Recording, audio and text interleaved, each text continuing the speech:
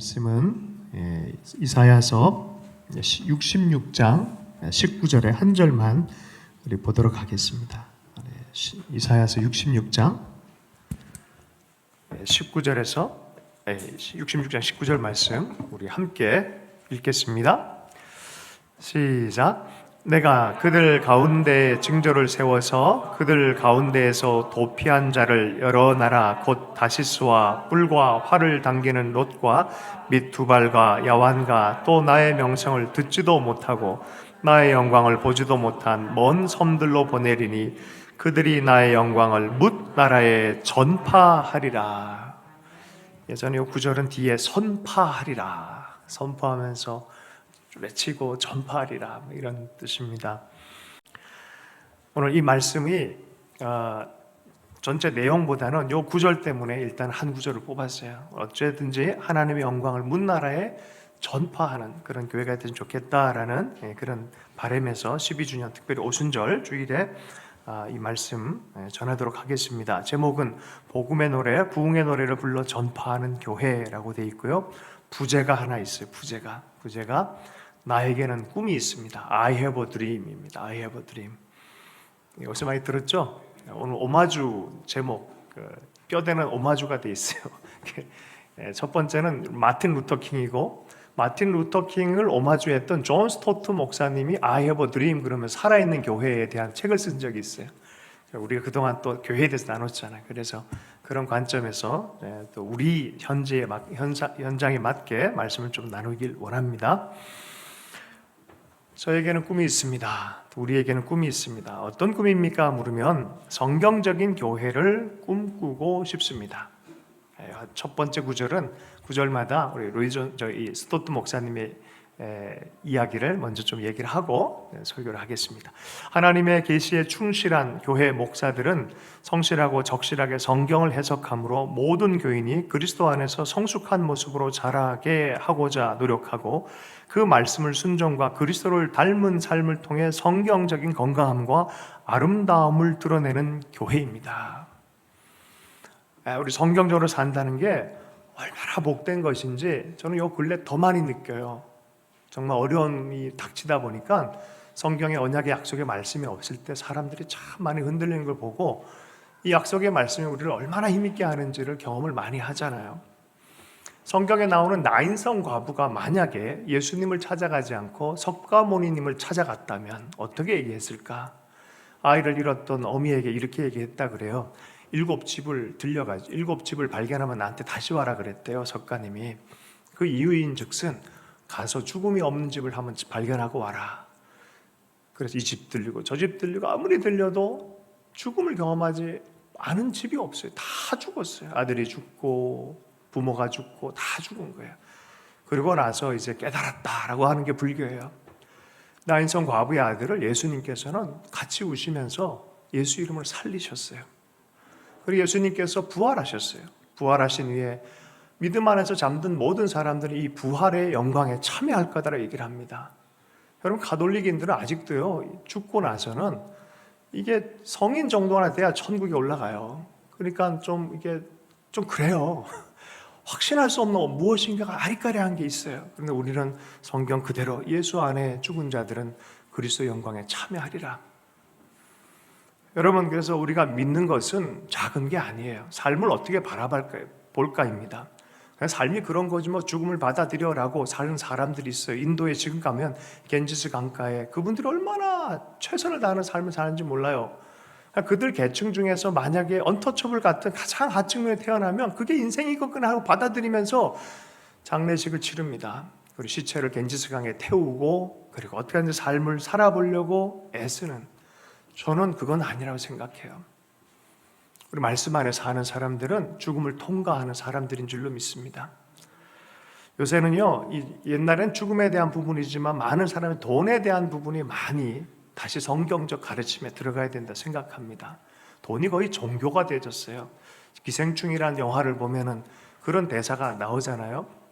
부자인데 착하기도 해요. 그랬더니 옆에 있는 사람이 부자니까 착한 거라고 그런 얘기를 해요. 그리고 지하에 사는 사람이 또 있어요.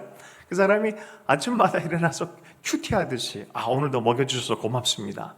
그 위에 있는 사람이 나온 저널, 표지 저널, 경제 저널에 나온 그 사람의 얼굴, 주인의 얼굴을 보면서 고맙습니다. 그리고 리스펙트 그러면서 마치 큐티하듯이 살아갑니다. 작가가 아주 대단히 뛰어나요. 통찰력이 있어요. 어느 순간 자본주의가 종교가 되어버렸어요. 돈이 종교가 되어버린 시대를 살아가요. 예수님 당시엔 더 어려웠어요. 정말 어려운 사람들이 살았었어요. 가난에 찌든 정도가 아니라 너무 피폐한 삶을 살았어요. 로마한테 뜯기고 유대 종교 지도자들 또 정치 지도자한테 뜯기고 그렇게 살았던 사람이 어떻게 살았을지 모르는 사람들이 다가왔을 때 예수님께서 뭐라 그러셨어요? 참새를 보아라. 백합화를 보아라. 아버지 하나님 너를 돌본다. 이게 어떻게 가능할까요? 저는 예수전단의 DTS를 받으면서 그 경험을 한 적이 있었어요. 벼랑 끝에서는 용기라는 책 한번 읽어보세요. 믿음으로 사는 게 이런 거구나. 돈을 하나님처럼 섬기며 사는 게 아니라 살아계신 하나님을 신뢰하며 살아갈 때 하나님이 길을 여시는구나. 그 체험을 하게 되어지면서 정말 성경적으로 사는 게 뭔지에 대해서 다시 도전하게 됐어요. 물론 그게 쉽다는 얘기는 아니에요. 어려워요. 힘들어요. 그렇지만 참새를 보아라. 백합화를 보아라. 어디서 이런 얘기를 들을 수 있겠어요? 계속해서 성경적으로 살아가는 하나님의 백성들, 그 성경의 바탕에 되어진 주님의 백성들에 대한 꿈이 있습니다. 예전에 돌아가신 방지일 목사님 100세 때 모시고 집회를 한 적이 있었어요. 청년들이 4%밖에 안 됩니다. 그랬더니 묵묵히 듣고 계시다가 단위에 올라가셔서 1시간을 설교하셨어요. 그 설교던 중에 이렇게 얘기하더라고요. 나는 세계 격변을 4번 겪었다. 그냥 6.25 정도가 아니라 그의 인생 안에서 세계 격변, 대륙 단위의 전쟁, 위기 4번을 겪었다는 거예요.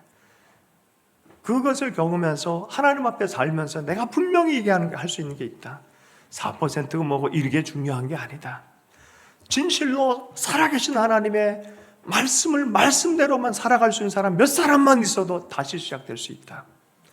그게 그분의 마지막 일성처럼 제 마음에 꽂혔어요. 여러분 성경대로 사는 것, 언약 붙들고 사는 사람들, 이것이 우리 교회를 향한 꿈이 되었으면 좋겠습니다. 두 번째는 나에게는 꿈이 있습니다. 우리에게는 꿈이 있습니다. 어떤 꿈입니까? 그것은 예배하는 교회입니다. 스토트 목사님 이렇게 썼어요. 사람들이 예배를 통해서 하나님을 만나고 예배하기 위해서 모이고 하나님이 늘 그들 가운데 계신다는 것을 알고 주님 앞에 겸손하게 섬기는 교회입니다. 주님의 성찬상에 나와서 위대한 구원의 십자가 구속을 찬양하며 시와 찬미로 기도 가운데 하나님을 높이며 가정과 주중의 모임에서도 우리 같으면 사랑방 공동체에서도 삶의 모습에서 예배하는 교회입니다. 여러분 이 예배가 우리에게는 믿지 않는 사람에게는 이게 말이 안 되는 것처럼 보이지만 우리에게는 약속 있는 하나님의 축복의 통로인 줄로 믿습니다. 시편 133편에 보면 예배하기 위해서 형제들이 함께 동거해서 함께 있을 때 예배하기 위해서 올라가기 위해서 쓴 시편인데 함께 연합해서 동거하면 어찌 그리 선하고 아름다운 거라고 말한 다음에 바로 그때 하나님 복을 명하신다는 거예요.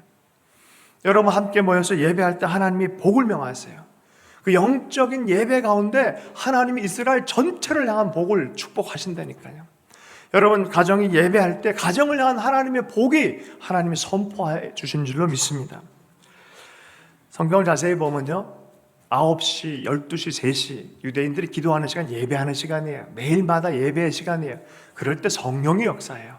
사도행전 기록 전체를 보면 성령이 그때 역사하십니다. 돌파하는 예배 가운데 기도 가운데 있는 줄로 믿습니다. 1904년, 1903년, 1905년, 1906년, 1907년, 1900년 시작되어지면서 갑자기 성령의 폭발적인 역사가 있었어요. 그 현장마다 예배와 기도와 찬양의 시간들이 항상 있었어요. 근데 놀라운 사실은 대단히 뛰어난 사람들 중에서 일어난 게 아니라 26살 청년, 거들떠도 안 보는 10대 아이들과 20대 초반의 아이들 몇 사람이 기도한 기도 모임, 지쳐버려가지고 사역을 끝내버리고 싶은 실패한 선교사라 생각했던 그 사람, 인도에서는 여자아이들, 10대 아이들이 그 뭐 알겠습니까? 부흥을 삼아 웨일즈의 부흥의 소식을 듣고 기도하면서 부흥이 터졌어요. 1906년 애꾸는 흑인 목사, 당시에 신학교 안에서 정식으로 받아들여서 자리에 앉아서 공부도 하지 못하고 너는 열정이 있긴 한데 여기서 뭐 공부 못한다 그래서 저기 창문 열어놓고 저 밖에서 들으라 했던 그런 흑인 애꾸 목사를 통해서 부흥이 일어났어요. 그들이 하나님의 영광을 사모했었고 기도하였었고 간절했었어요. 1907년도에는 평양에서 부흥이 일어났죠. 자기의 밭을 하나님께 드렸어요. 자기의 땅을. 그 700평 위에 장대현 교회가 세워졌어요. 근데 그가 길선주 장로였어요. 하나님께 회개하기 시작하면서 비상한 기도의 역사, 하나님 앞에 기도와 예배 역사를 통해서 하나님이 살아계신 것을 그 현장에 있는 모든 사람 한 사람한테 다 경험한 거예요. 이러니 이 사람들 안 변할 수 있겠습니까? 예배하고 기도하는 가운데 운명이 달라졌어요. 1907년도 부흥의 현장에 있었던 모든 사람들 그 인생이 운명이 달라지기 시작했습니다. 선교사들이 보고하는 보고서를 보면은 보고서를 쓰는 지금도 내가 눈물 흘린다라고 감격했어요. 그 정도로 선교사들에게도 너무나 큰 영광이었어요. 인도네시아가 무슬림에서 최고의 국가입니다. 숫자적으로는. 그런데 요새는 기독교인들이 아시아의 최고 국가가 됐어요. 생명 걸고 주의 사랑을 전하고 복음을 전하고 기도하고 예배하기 전에 특별히 이들에게는요 날마다 모여서 기도하고 예배하기로 결정했어요. 프로그램도 아니고 하나님께 기도하고 예배하자 임재가 나타납니다. 부흥의 불꽃이 타오르기 시작했습니다. 1842년 독일의 메틀링엔이라는 지역에서 한 자매가 영적인 고통을 당했어요. 이 여성의 집에서는 어둠의 일들이 많이 일어났고 도깨비와 같은 일들이 많이 일어났어요. 귀신에게 시달렸어요. 병마가 깊어졌어요. 1842년 6월에 블룸하르트라는 목사에게 도움을 요청했어요. 동네 사람들이 다 알았어요. 목사님이 보면서 이렇게 기도했어요. 주 예수여, 처음 보는 현상이고 처음 보니까 나를 도우소서. 우리가 마귀가 이 여인에게 행하는 일들을 보았습니다. 지금까지 보았습니다. 이제는 주님이 하시는 일을 보기를 원합니다. 이제는 주님이 하시는 일을 보기를 원합니다 하면서 기도하기 시작했고 공동체에서 계속 예배하고 기도하기 시작했습니다. 이 싸움이 1843년 연말까지 진행됐어요. 그리고 큰 승리가 일어났어요. 갑자기 이 여인에게 치유의 역사가 일어났어요. 옆에서 지켜보던 사람이 예수 이기셨네, 예수 이기셨네 외치기 시작했어요. 치유된 고틀리빈이라는 여인은 목사님들과 동역자가 돼서 정신질환자들과 귀신의 괴롭힘 당하는 사람들을 치유하기 시작했어요. 여러분, 그 다음 연도 1월에 이상한 일이 생겼어요. 형제 한 명이 찾아와서 자기 죄로 회개하지 않고는 견디지 못하는 마음이 있어서 목사님에게 하루 종일 자기 회개 마음을 가지고 와서 회개하고 다시 와서 죄사함에 대한 말씀을 듣고 큰 자유함으로 돌아갔습니다. 그런데 희한한 일이 생겨. 그 다음 날에 사람이 또 오는 거예요. 10사람 오고 어느 날은 35명이 오고 어느 날은 마을 전체에 소문나서 165명이 급기야로 찾아오고 그리고 1844년쯤에 치유의 기적도 일어난 거예요. 치유의 기적도. 여러분, 지금 제 동기 목사님 무하렘 균두스라고 터키의 천재적인 신학생이 있었어요. 우리 동기 목사님이 선교학 박사를 받고 가셔가지고 사역을 하고 돌아가셨어요. 지금 우리가 기도하는 터키의 그 교회, 그 조그만 교회 목사님이 가셔서 근데 돌아가셨어요. 근데 사모님이 나머지를 붙들고 기도하는데 뭘 아는 분이 아닌데 하나님의 성령님이 사로잡으니까 여기 성령의 역사가 일어나기 시작해요. 치유 역사가 일어나기 시작하는 거예요. 놀라운 역사가 지금 일어나요. 터키 전체 8,000명이에요. 예수 믿는 사람이. 이 교회에 지금 한 60명 정도가 등록해서 다니고 있다 그래요. 계속해서 기도해 달래요. 여러분, 이런 일들이 일어나기 시작한 거예요. 여러분, 지금도 성령님이 역사하는 줄로 믿습니다.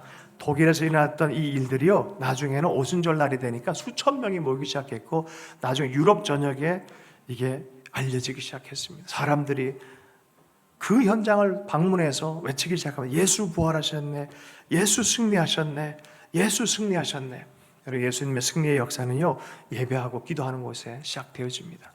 여러분, 가정 예배 소홀하게 여기지 마십시오. 잠시라도 드린 것은 승리의 발판이 시작되는 줄로 믿습니다. 하나님 나라를 경험할 수 있는 예배 공동체가 되길 원합니다. 나에게는 꿈이 있습니다. 우리에게는 꿈이 있습니다.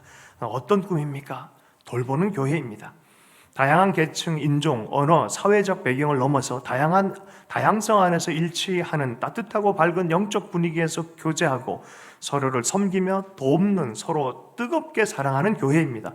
외로운 자에게 우정을, 약자에게 도움을 주고 멸시되고 거절당한 자에게 품어주는 사랑, 곧 매력적이고 쉽게 전이 되는 거역할 수 없는 하나님의 사랑이 세상 밖으로 흘러넘치는 교회입니다. 나에게는 돌보는 교회의 꿈이 있습니다. 서로 서로에게 필요를 채워주고 민감해서 돌보는 교회가 된다면 얼마나 좋겠습니까? 우리 교회는 참 둘러보세요. 거의 같은 분들이 안 계세요. 교회 초기부터 그랬었어요. 참 신기합니다. 지체들이요 참 다양해요. 대륙별로도 오고 나라별로도 오고 여러 지역별로도 오고 같은 사람이 어떻게 이렇게 하나도 없을까 싶을 정도로 옆에 한번 봐주세요. 이건 웃음 포인트예요. 자, 그런데 어떻게 여기까지 왔을까? 우리 안에 이런 돌봄의 마음들이 있구나 하는 생각이 들어요. 완전하지 않지만 이렇게 서로를 또 사랑하고 인내하고 돌봐주고 하는 마음으로 여기까지 오게 됐구나라는 그런 생각이 들게 되어집니다. 여러분, 우리는 순수와 진리를 추구해야 되지만 옆에 있는 지체의 사랑을 잃어버릴 정도로 가는 것은 성경적이지 않다고 생각합니다. 서로 연약함을 짊어지면서 서로를 돌볼 수 있는 교회가 되기를 원합니다. 제가 한번 LA를 갔을 때 스키드로라는 지역을 들렸었는데 한인들이 우리 백인 사회를 돌보는 걸 보면서 참 마음이 뜨거워졌어요. 그리고 한 교회, 한인 목사님 교회를 들렸는데 그곳엔 변호사와 더불어 또 그 지역에 스키드로라는 지역이 노숙자들이 많아요. 노숙자도 주일날에 와서 교회 멤버가 돼서 예배를 드리는 거예요. 근데 그들 사이에 정말 넘을 수 없는 간극 같은 게 있었는데 그 순간만큼은 그리스도의 몸으로 하나된 몸으로 서로를 격려하고 사랑하고 돌보며 거기서 예배를 하고 있더라는 거죠. 여러분, 이게 교회의 모습 아니겠습니까? 우리 안에서뿐만이 아니라 우리 교회에서 연결되어진, 여러분 지금 제가 다음 주에는 그 교회 갈 거 기준 목사님 우리가 한 명 한 명 매칭해서 아이들 돕고 있잖아요.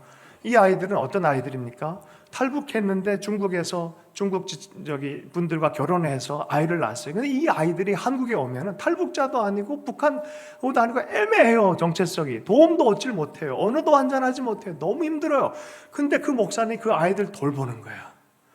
여기 역사가 일어나는 거예요.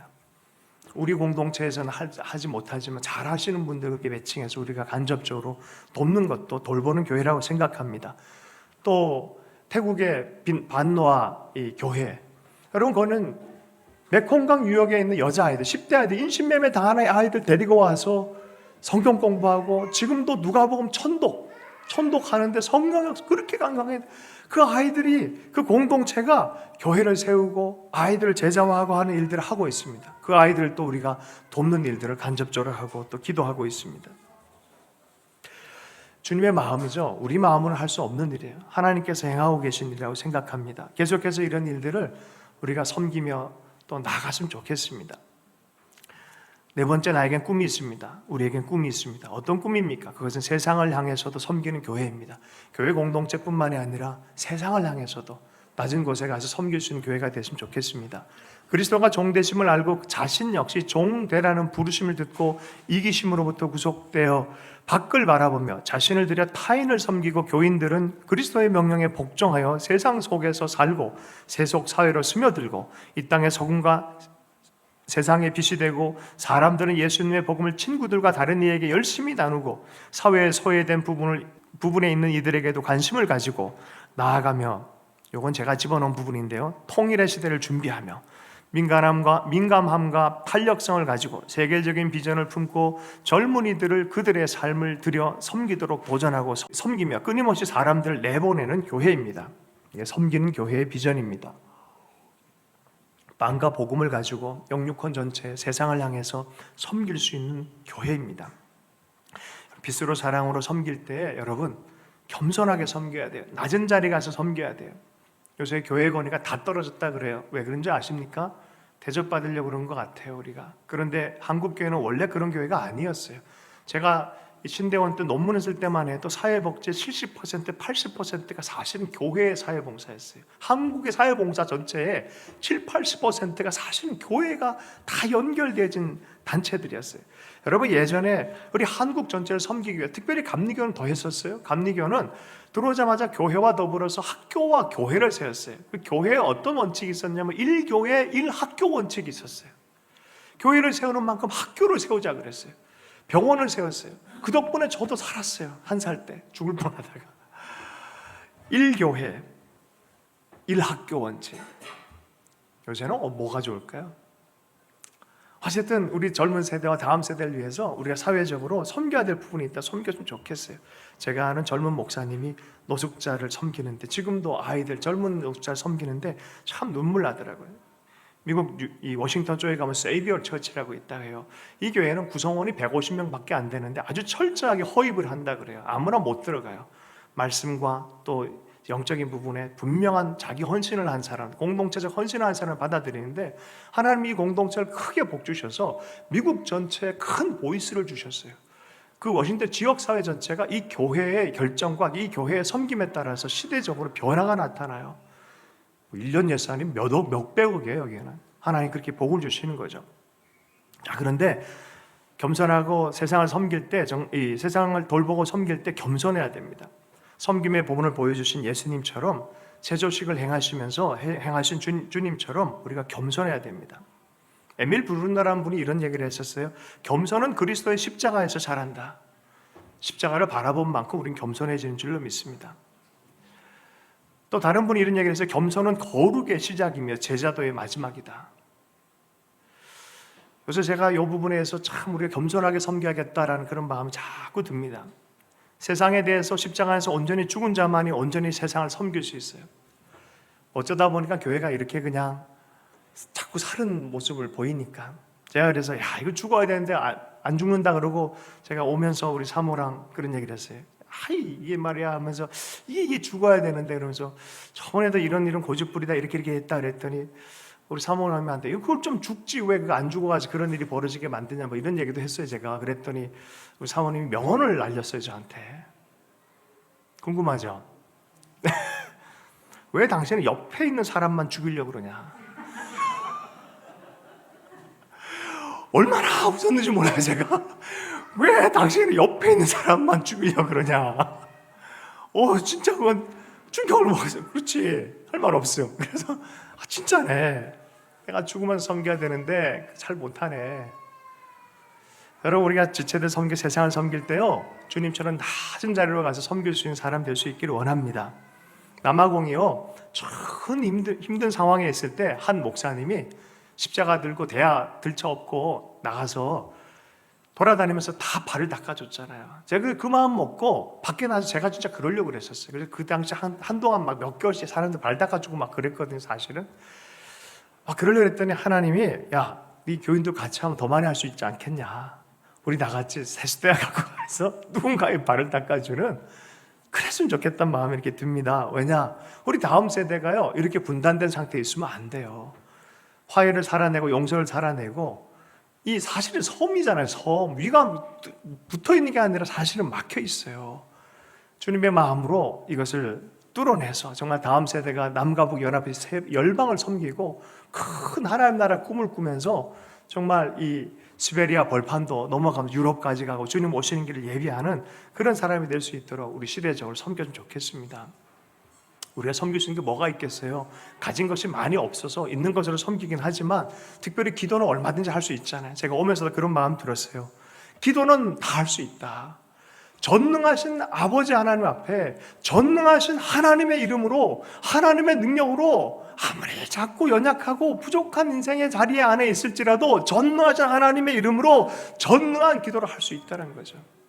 우리는 그 기도는 계속하자. 어느 곳에 있든지 세상을 품은 하나님의 마음을 품은 사람들로 기도하자. 이 기도만큼 끝나지 말자 하는 그런 마음이 들었습니다. 여러분, 우리 포엔산타에서 계속 기도하는 이유도 그런 이유죠. 신촌에 가서 기도하는 이유도 그거에 힘들어도 그냥 가는 거예요. 왜냐하면 그 신촌역이요, 신촌에서도 시작해서 경의선이 시작이 되죠. 서울에서 신우주까지 가는 거예요. 다음 세대는 혼자 살고 개인적으로 살고 돈한테 묶여 사는 게 아니라 하나님 나라의 큰 꿈을 가지고 정말 민족도 품고 열방도 품고 가는 그 첫 지점, 특별히 젊은 아이들이 많은 지역이잖아요. 신촌 지역에서 그래서 좋겠다는 마음으로 하나님 우리 다음 세대 그렇게 살려주십시오 하는 마음으로 기도하고 있습니다. 여러분, 우리 하트하우스 공동체, 우리가 함께 기도하는 사람들 가운데 하나님이 일하실 거에 대한, 세상을 섬기는 지도자가 나올 거에 대한 꿈을 꿀 수 있기를 원합니다. 할렐루야. 함께 이 꿈을 꿔갔으면 좋겠어요. 이 부분은 좀 더 강조해서 좀 나누길 원합니다. 다음 세대를 위해서 헌신한 분들이 있는데, 기네스북에 보면은 주일학교로 56년 섬긴 사람이 있대요. 한 주도 안 빠지고. 근데 이 사람을 기네스북에 올라갈 때 축하 메시지를 많이 보냈는데 그 중에는 후보 대통령과 그 당대에 국가 지도자들 그렇게 많이 보냈다는 거죠. 자세히 보세요. 하나님의 귀한 사역자가 한 명 있으면 그 사람이 무명이어도 반드시 복준되니까요. 그냥이 아니에요. 하나님의 영적인 축복의 통로들이 있어요. 나는 우리 교회에서 자라는 아이들이 그런 은혜가 있어 좋겠어요. 얼마 전에 얘기 들어오니까 카터 대통령이 매일 주일학교, 지금도 주일학교 하고 주일 성경 공부 모임에 인도하기 위해서 나오신대요. 얼마 전에 코로나 걸려서 고민도 많이 하죠. 몸도 많이 아프셨다 그러고 그러셨는데 지금도 나와서 그 말씀을 아이들에게 다음 세대를 위해서 가르친다는 거죠. 그 교회는요, 관광객들이 많이 와가지고 주의를 시킨답니다. 절대로 대통령님 나온다 그래가지고 박수 친다든지 환영한다 그런 일 하지 않기로 일상적으로 받아주고 그분이 성경 가르치는 거 끝까지 다 듣고 그러고 간다는 거죠. 여러분, 우리 세대 안에서 교회 안에서 이러한 것을 봤으면 좋겠어요. 섬기는 지도자들이 나오고 하나님을 섬길 줄 알고 세상을 섬길 줄 아는 그런 지도자들이 많이 나왔으면 좋겠습니다. 다섯 번째는 나에게는 꿈이 있습니다. 우리에게는 꿈이 있습니다. 그 꿈은 기다리는 교회입니다. 여러분, 우리 신앙생활은요, 이방인 같아요. 순례자와 같아요. 이곳이 머물 곳이 아니라는 걸 알고 있습니다. 제가 스토트 목사님 글을 잠깐 읽겠습니다. 이 땅의 이방인 순례자인 것을 기억하여서 물질적인 풍요나 편안함 속에 결코 머물지 않고 주님이 다시 오실 것을 기다리고 고대하기에 더욱더 충성스럽고 적극적으로 절망적인 세상에 주님의 빛을 발하게 해 주십시오. 그리스도의 날에 부끄러움이 없이 서게 하셔서 즐거이 일어나 그분을 맞이하는 교회, 이것이 기다리는 교회의 꿈입니다 라고 얘기를 했어요. 철로 역정을 지었던 존 버년이 그랬어요. 그 어렵고 힘든 그 고난스러운 삶의 여정을 신앙의 여정으로 생각하고 마지막까지, 그리고 인생을 통해서 철로 역정의 책을 썼을 때 수많은 사람들이 하나님 나라를 향한 꿈을 다시 꾸기 시작했습니다. 여러분, 몬주익의 영웅이 누굽니까? 몬주익의 영웅 마라톤 모르십니까? 황영조 모르세요? 그런 분이 계세요? 그 막판에 그 역전하고 끝까지 들어가서 승리하는 걸 볼 때 큰 감동이 있어요. 여러분, 잘 살다가 막판에 샛길로 가면 안 돼요. 주님을 기다리다가 잘 살다가 마지막에 되돌아가면 안 돼요. 10여 년 전에, 14년, 15년 전에 고영원 선교사님 대화 나누고 또 얼마 전에 몇 년 전에도 대화 나누다 이런 얘기를 했어요. 부흥한국에 30, 40대 예배 인도자는 있는데 자기는 벌써 50이 넘었다는 거예요. 그래서 제가 그랬어요. 60대에서 예배 인도하는 분 없죠? 세상에 몇몇 분이 있는 것 같다라 했어요. 한국에 60 넘어서 예배 인도하는 그런 분들 되면 어떻겠냐, 이런 얘기를 한 도중에 60이면 은퇴의 나이인데, 그러더니 이런 얘기해요. 요새 60대면 나는 하나님과 재계약할 거라고. 프리 선수가 됐다고. 재계약해서 다시 헌신할 거라고. 주님 오실 때까지 달려갈 거라고. 주님 오실 때까지 달려가는 여러분들에게 축복합니다. 그분이 쓴 이 곡 중에 땅끝에서 주님을 맞이하리, 주께 드릴 열매 가득 않고, 여러분은 드릴 열매가 있습니까? 하나님께 드리고 부어드린 것들. 여러분, 성경은요, 지혜를 가르쳐요. 삶의 지혜를 가르쳐요. 고린도전서 3장에 보면은 구원받는 거는 예수 그리스도의 터예요. 예수 믿고 구원받는 거예요. 그러나 하나님의 얼굴을 마주하고 마지막 날 상급을 받는 것은 공력의 차이다라고 분명히 얘기해요. 삶의 공력의 차이다라고 분명히 얘기를 해요. 무엇으로든지 그 구원의 터 위에, 예수 구원, 그 하나님 나라의 터 위에 공력을 다 해가지고 집을 지을 건데, 어떤 사람은 금으로, 은으로, 보석으로 짓지만 어떤 사람은 나무로 타버릴 것으로 짓는다는 거죠.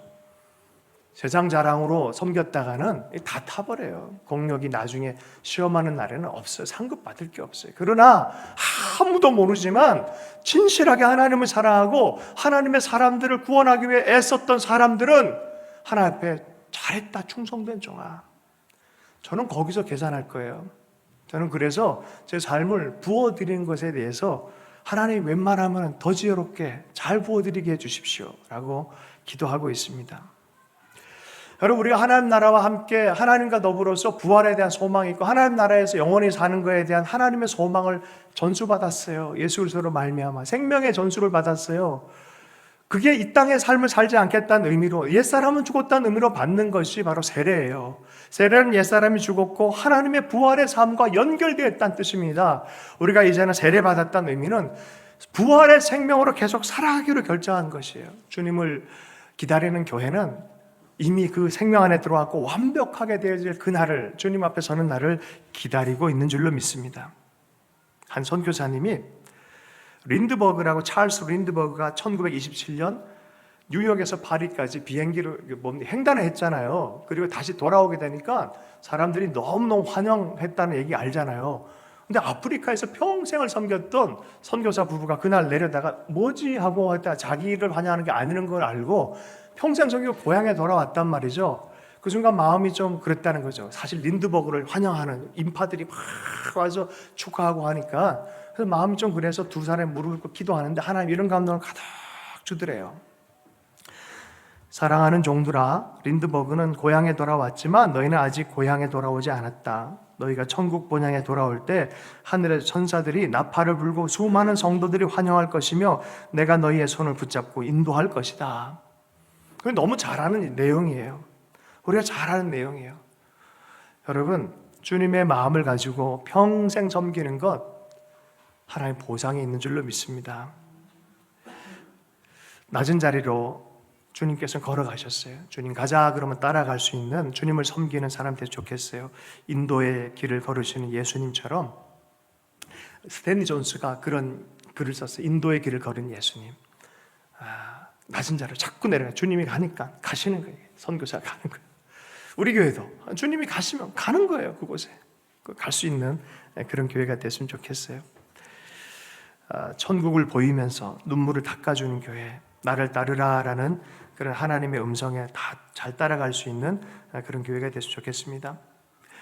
오늘 오후에 포엔센터 예배는 줌으로 드릴 건데요. 줌으로 초청되신 선교사님이 계세요. 이분이 젊은 의사 선교사님이신데 다니엘 21일 기도에 강사로 오시기도 했던 분이세요. 근데 의사 선생님으로 에티오피아에 선교사로 가셨다가 이 불치의 병이 있는 걸 알게 된 거예요. 근데 그때부터 참 어려움, 당황스러움이 있었지만 김태훈 선교사님이라고 하세요. 근데 지금은 이제 미국에 잠깐 안식년 맞아서 플러신학교 신학 공부를 하고 계신데, 선교학 공부를 하고 계신데 주님께 기도했다는 거죠. 그랬을 때 하나님 이게 뭡니까 했을 때 비가 온다고 해서 집으로 안 돌아가도 된다라는 음성을 들었다는 거죠. 한국으로 안 돌아가도 된다라는 그런 음성이라는 소리예요.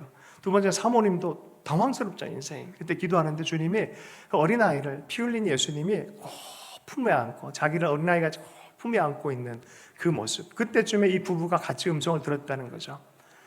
깨어짐이 삶에 대한 깨어짐이 도리어 쓰기에 변한 종들이 되었구나라는 감동을 줬다는 거예요. 깨어짐이 내가 쓰기에 변한 종이 되었구나. 그 마음으로 증인의 길을 걸어가고 있어요. 그 다음 그때부터 희한한 일이 벌어지는, 가는 곳마다 주의 복음과 주의 나라의 일들을 자기 삶을 증언자로 삼으셔서 주님이 전하고 계시다는 거죠. 오늘 또 동참하기를 원하는 분들, 사역자들 얘기하면 줌 들어갈 수 있는 주소를 보내줄 겁니다. 말씀을 마무리하면서 이게요 그냥 꿈이 아니에요. 성경적 꿈이에요. 초대교회가 나타난 꿈이에요. 이게 교회입니다. 딴 게 교회가, 이게 교회입니다. 요한복음 12장 26절 함께 읽고 말씀을 좀 마무리했으면 좋겠습니다. 우리에게는 구름같이 허다한 증인들이 있어요. 여러분 들어오면서 액자를 봤을 거예요. 우리 역사적인 하나님의 사람들, 한국교회의 사람들 봤을 거예요. 여러분 이제 저거는 한 달 정도 있다가 여러분 사랑방 공동체 얼굴들도 다 바뀔 거예요. 할렐루야. 우리도 그 길을 가자. 그 마음으로 여러분들의 얼굴, 여러분 팀의 얼굴들로 다 바뀔 겁니다. 요한복음 12장 26절의 말씀 읽고 말씀을 마무리하겠습니다. 함께 읽습니다. 두 번 읽겠습니다. 시작. 사람이 나를 섬기려면 나를 따르라. 나 있는 곳에 나를 섬기는 자도 거기 있으리니 사람이 나를 섬기는 내 아버지께서 그를 귀히 여기실. 한 번 더 읽겠습니다. 사람이 나를 섬기려면 나를 따르라. 나 있는 곳에 나를 섬기는 자도 거기 있으리니 사람이 나를 섬기면 내 아버지께서 그를 귀히 여기시리라. 아멘. 주신 말씀 붙들고 헌신의 기도하도록 하겠습니다. 주님, 주님의 제자 되길 원합니다. 예, 주님, 주님이 기뻐하시는 하나님의 교회가 되기를 원합니다. 우리를 받아 주시옵소서. 누구를 보낼고 할 때 주여 내가 여기 있습니다. 우리가 여기 있습니다. 교회가 여기 있습니다. 우리를 써주십시오. 그렇게 헌신되어진 교회가 되기를 원합니다. 성령님 역사해 주시옵소서. 주 예수님을 축복하며 기도했습니다.